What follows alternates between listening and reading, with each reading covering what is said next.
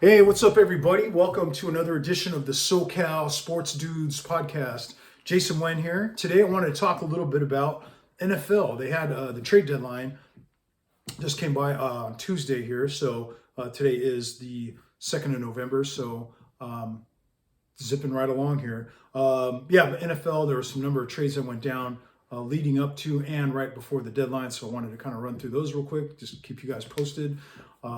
Would appreciate if you guys subscribe, provide comments, click like there, share the video. We would love to help grow this podcast here and get more exposure for it, and I can continue to provide you guys with content as it becomes available.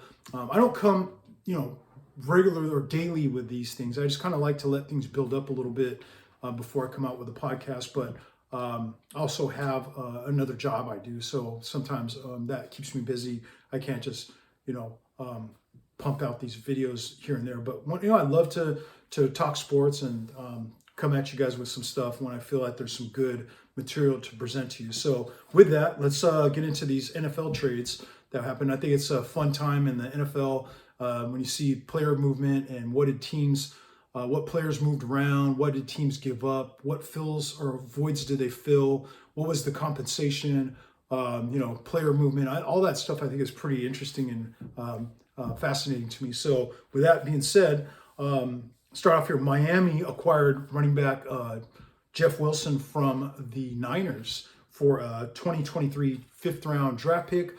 Of course, Jeff Wilson will now be reunited with McDaniel, the head coach there in Miami, along with Mostert, who is his backfield mate in San Fran. So, Jeff Wilson. The Niners, of course, made an acquisition there that made him a little bit expendable.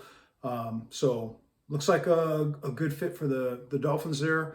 Not a high price, super high price to pay.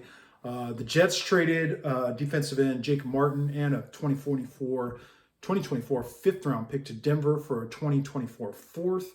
The Jets also acquired James Robinson, running back from the Jaguars, for a 2023 sixth rounder, a conditional sixth rounder, but looks like a pretty good move there. They, of course, unfortunately lost Hall there to an injury, so they needed to find someone to plug into that spot. They do have a few guys in their, backfield stable there in New York, but getting a guy with the talent of Robinson, pretty good move it looks like for them. Buffalo Bills, a team that's been exciting to watch this year, they acquired safety Dean Marlowe from Atlanta for a seventh round pick, and they also picked up Nyheim Hines from the Colts for Zach Moss and a conditional fifth. So I think that's an upgrade there for the Bills. Moss was a guy I had on my fantasy team last year, and he, just kept underperforming. I finally had to just bench him. But Nyheim Hines, a guy who, maybe could fit right in there with Singletary and James Cook, who's done some nice things here lately. Looks like a pretty nice piece there to have in that backfield. KC traded cornerback Rashad Fenton to Atlanta, conditional seventh. And then here we go with the big moves. San Fran acquired Christian McCaffrey from Carolina. They gave up a second, a third, a fourth in 2023, and a fifth rounder in 2024. Quite a move there. That was a bold move by the Niners. They were in, I believe, competition with the Rams to try to pick them up. According to Albert Breer, the difference being that the Rams were offering a fourth next year and trying to throw in Cam Akers in the deal. The Niners, of course, made the fourth rounder this year. So what a move, man. I mean, McCaffrey's already played 2 games here with the Niners.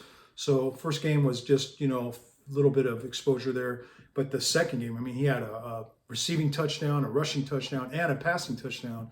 And that receiving touchdown he had was something else. He leaped up, speared that ball high in the air, full extension. Just, wow. That's going to be quite a weapon there to add to the Niners. And then, of course, you got Deebo Samuel back later. You got Ayuk playing well, Kerry Kittle. You'll get Elijah Mitchell back here pretty soon. So you can see why now, as I mentioned before, they traded Jeff Wilson. They have the other pieces in place there to kind of make up for that move there. So good move by the Niners. Got the one question is, can McCaffrey stay healthy, avoid injuries? Because he's kind of come up gimpy in the past when he was with Carolina. Maybe the workload made Niners can kind of spread it out a little bit and conserve him for to help him keep him a little more durable there. So yeah, looks like a compelling move there by the Niners, man. Baltimore picked up Roquan Smith, linebacker from the Bears, for a second rounder and a fifth rounder in 2023, and linebacker AJ Klein. My understanding is Chicago, it was coming due for Roquan Smith was coming due for an extension. I don't think the Bears were on the same page with maybe the dollar amount. Maybe figure, all right, let's move on from him and get some picks here. Move on to Baltimore. Baltimore needed some help at the linebacker spot, so good player there for the Ravens, man. They're still in pretty good shape record wise, and like I said, their defense needs some help. Miami acquired, aside from getting Jeff Wilson, they got Bradley Chubb from the Broncos for a 2023 first rounder, 2024 fourth rounder, and they threw in Chase Edmonds, to Denver. So Bradley Chubb, man, edge rusher, goes to the Dolphins. That's obviously a position that's comes at a premium now. All NFL teams like to have that premier edge rusher. Bradley Chubb is going to give Miami just that. Interesting that now Denver, just a year and a half ago, they had the Von Miller Chubb combo coming from the edges, and now both of them have been traded and moved on from. So Miami had a little bit of a price to pay there, giving up a first and a fourth, but hey, getting a guy like Chubb wasn't going to come cheap, so good move for them. The Bears acquired Chase Claypool from Pittsburgh for 2023 second rounder. Claypool, of course, a gifted player who came out guns blazing once he was drafted and out of Notre Dame, and really was like had a lot of wow plays out of the gates. And then I don't know, just kind of faded a bit, or kind of just didn't seem to be consistent each week. So Pittsburgh, of course, has Deontay Johnson. They have now George Pickens, so they have some other receivers there. They figure, let's move him on for the deadline, getting a 2023 second for him, which is, as they indicated in reports, that was the price they insisted on getting if they're going to trade Claypool. They did get it from the Bears.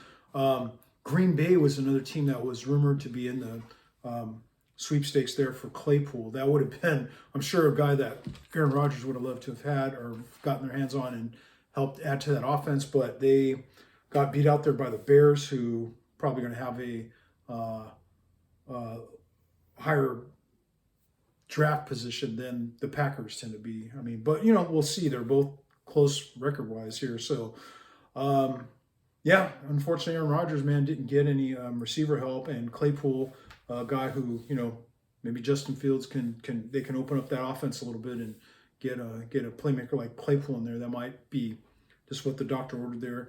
So, Chicago, at first when they started off, I was thinking, they're going to have kind of a long, rough year. But they've done some things there that I'm kind of going, they're not that bad. They got, seems like a deficiency here in roster, but they seem to be well coached. They have some promise coming out of certain positions there. So, we'll getting a guy like Claypool can't hurt. So, Minnesota, surprised me, they got T.J. Hawkinson from the Lions. They got Hawkinson, a 2023 fourth and a 2024 conditional fourth from Detroit for a 2023 second and a 2024 third. So surprised a little bit that Detroit would move on from him. I thought that was like a building block type player that you'd love to have on your team. Minnesota, man, they get themselves a stud tight end here. You can put him next to Jefferson and Thielen in that passing attack. Of course, you got Dalvin Cook. You got Cousins making the throws there. So he was a guy who utilized the tight end pretty well in the past with Rudolph and Conklin. Irv Smith, of course, was not quite performing at those levels. So getting a guy like Hawkinson, and that's going to strengthen Minnesota's case to remain on top there in the NFC North. Philly acquires Robert Quinn from the Bears for a 2023 fourth rounder. So that's a good guy to have in any defensive line rotation. They're getting a proven vet like Robert Quinn. So Philly strengthens their defense, and maybe can continue to keep this thing rolling. Bears, of course, with the Claypool and getting Claypool and moving on from Quinn there. So They were busy at the deadline. Jacksonville acquired, this was a surprise. Jacksonville acquired Calvin Ridley. I was like, where did that name come from? So he's, of course, been out for non-football reasons, but they get him from Atlanta for a 2023 fifth and a 2024 conditional six-round pick. Ridley came out of the gates from Atlanta and had a promising start to his career. He kind of fell out of disfavor there and had the off-the-field stuff there, stepped away from the game. I wonder if he will come back. Maybe Jacksonville said, oh, let's take a flyer on him and just throw fifth rounder there, because Jacksonville seems to be lacking that true number one type receiver. Ridley might be able to be that guy. You put him with Kirk on that roster with Trevor Lawrence and Etienne, then maybe that's a missing ingredient that they can use moving forward. They got off to a pretty nice start, and they just kind of tapered off there. We'll see where it goes though, and when exactly Ridley steps on the field, I don't know. But at least now he's Jacksonville has him, the rights to him. Kansas City acquired Kadarius Toney from the Giants for a 2023 third round compensatory pick, as well as a 23 sixth rounder. So Toney's a guy who, dynamic playmaker type coming out of college. Didn't quite, he had a couple of weeks where he was, tearing it up there for the Giants, but just real hit and miss there with him in his Giant career. Maybe it's just time for a change of scenery. Goes to KC. Well, KC has, of course, a system and a coach who knows how to implement talents such as his, and I think with his speed, he'll be able to provide some of what was lost when they traded away Tyreek Hill to Miami. So now you have Juju Smith-Schuster, you got Valdez-Scantling, you still got Kelsey, of course. Now you had Toney in the mix, you still got Hardman. So there's there's some speed and some scary players on KC that can break free and take it to the house at any moment, man. So we'll see if Andy Reid's able to get the most out of Toney there.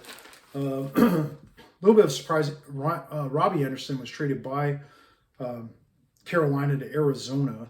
Of course, he was gotten that shoving match there on the sideline with the coach. So Carolina gets a 2024 sixth and a 2025 seventh.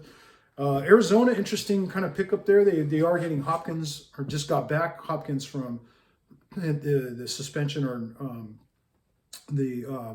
unable. He was not performing. Of course, they're not available the first, 7 weeks of the year. Now he comes back, and right away the offense, you could tell that was the guy they were missing. So now you add Robbie Anderson to that mix. He's a guy who can make some plays here and there, but gives him a little more depth too, because AJ Green seems to be kind of having a sluggish year.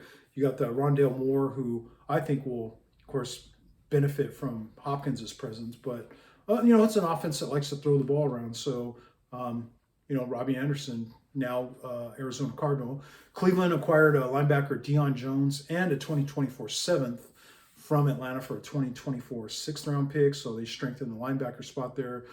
Pittsburgh acquired cornerback William Jackson III and a conditional seventh from Washington for a 2025 conditional sixth round pick. Pittsburgh's secondary there looked like they needed a boost there at defensive back and at corner, especially. They were just kind of getting roasted there by opposing receivers. So we'll see. Yeah, William Jackson III, and then Dallas. Lastly, Dallas acquired Jonathan Hankins from the Raiders for a 2023 sixth round pick. So a little surprised the Raiders giving up on their big man in the middle there. Move him over to Dallas, who's having a pretty good year, and defense has been performing well with Dan Quinn, and of course Micah Parsons doing what he's doing. So you add Hankins to the mix there. I'll give him some depth in that defensive line. So anyway, just wanted to come at you guys real quick with a quick update on the NFL trades that just went down. Again, please like, subscribe, share this video, and we will come at you more soon with some more content. Appreciate you guys tuning in. Talk to you soon. Bye.